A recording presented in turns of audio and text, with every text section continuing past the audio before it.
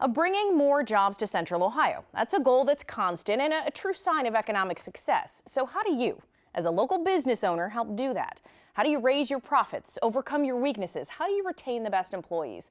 Well, you might just need a little coaching. So we have Peg Burley and Pete McDowell with Take Action Business Coaching back with us with some more great advice. So good to have you both. Well, thank you. Great to be back. Now, we're going to first start, Peg, because you guys were on with us last week, but people sometimes aren't familiar with your line of work, right? You guys are business coaches. So tell us what it's all about. Well, that is a good question. So business coaching is, and I loved what you said right before you introduced us, it's about growing your profits. It's about doing it in a way that you can grow yourself. You have more time, you have more energy, and you get to do what you want to do. If you're a business owner, if you're a executive, then you're getting great people that work for you and do a lot for you in a way that is really serving our customers and each other.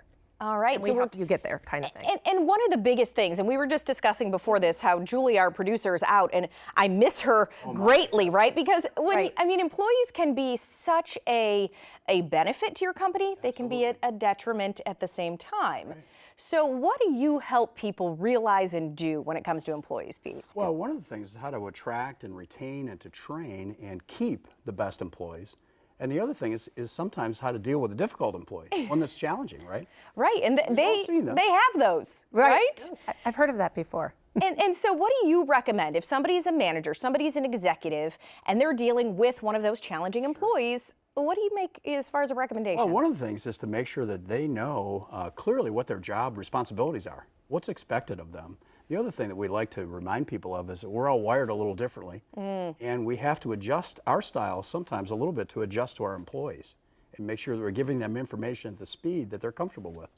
And I really like that what you just said, Pete, is, and we always ask, look at yourself first as a manager, and what are you doing to change, to lead, and to adapt? Because sometimes it's about you and it's not about them. Yeah, and that's hard sometimes for managers to accept. I mean, right? Because you're the position of power. Of course. So to be able to kind of look yourself in the mirror, it's hard for anybody. Right, exactly. So have you trained them? Have you given them the resources they need? Have you given them enough attention?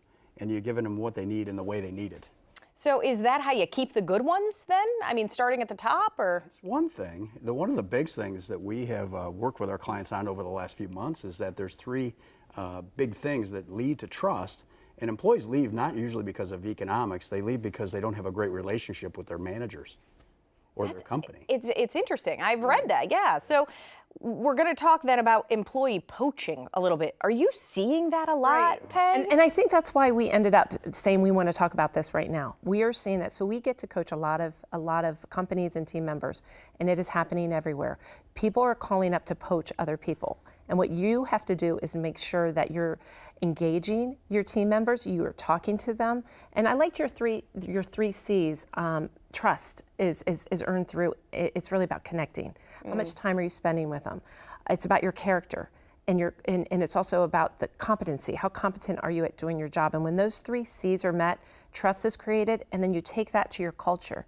And people will stay because of culture. Yeah, definitely. And sometimes as we grow, we find that our connection becomes weaker with some of our employees. We've got a client who's gone from 30 employees 5 years ago to over 100. And they've got to consciously think of ways to reconnect, especially with the newer employees. Yeah. Make sure they spend some time with them. Yeah, that makes sense. So what are some of the different aspects then? If you go in, you're helping a business, retain these employees, you're not just kind of giving them the tools and then letting them run on their own, right? I mean, you kind of coach them through the process. We do. That was very well put. We do. And to your point, we call it the 7 steps to engagement, and to make sure, and towards the end of it, it's about hiring the right person. It's about training, like Pete said. It's about matching the culture, but it's also about leadership development, giving them the tools, and making sure that every employee has a development plan. And how are they going to grow? And are you listening to them? And are you helping them grow? I like it. The company will only grow as the employees grow. So that's one of the keys that we have to remind folks of. And as we end, I want to let people know, because I love this line on your website. It said, you are helping people work on their businesses.